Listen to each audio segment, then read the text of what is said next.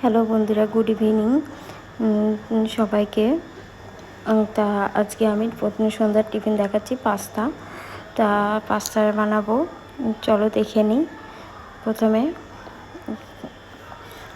পাস্তাটা সিদ্ধ করে নিলাম,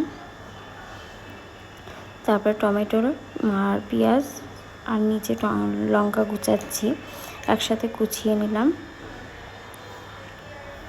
কুচিয়ে নেওয়ার পর এই যে কড়াইটা তেতে গেছে, এবার কড়াইয়ে একটু তেল দেব। তেল দিয়ে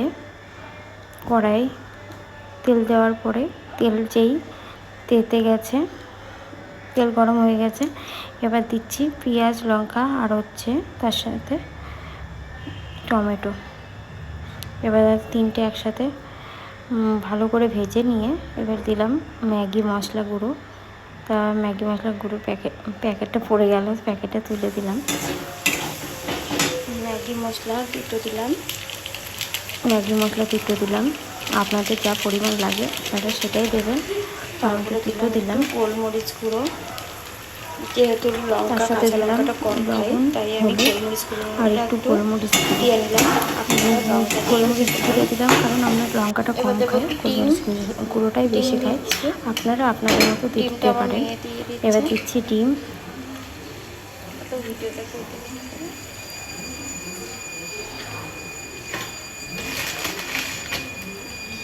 ডিমটা দেওয়া হলো, আমি এখানে 4টে ডিম দিচ্ছি। আপনাদের পরিমাণ মতো আপনারা ডিম দিয়ে নেবেন।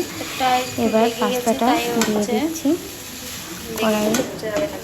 পাস্তাটা নাড়াচাড়া করলাম, পাস্তা দিয়ে দিলাম। পাস্তা নাড়াচাড়া করলাম। পাস্তা রেডি বন্ধুরা, পাস্তা রেডি। পাস্তা রেডি, তোমরাও করে ফেলো। খুব দারুণ হয়েছে। এইবার পরিবেশন করব, যে কেমন হয়েছে দেখি।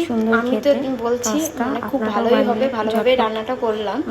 তা তোমরাও জানিও যে কেমন হবে। কারণ পাস্তা মানে সত্যি আমার খুব সুন্দর লাগে, তাই আমি 4টা প্লেটে সুন্দর টিফিন বেড়ে নিলাম। তোমরাও করে ফেলো। এবার সুন্দর টিফিন মানে মজা পাস্তা। আবার পরের ভিডিওতে দেখা হবে। বাই বন্ধুরা, পরের ভিডিওতে দেখা হবে। বাই বন্ধুরা, ভালো থেকো।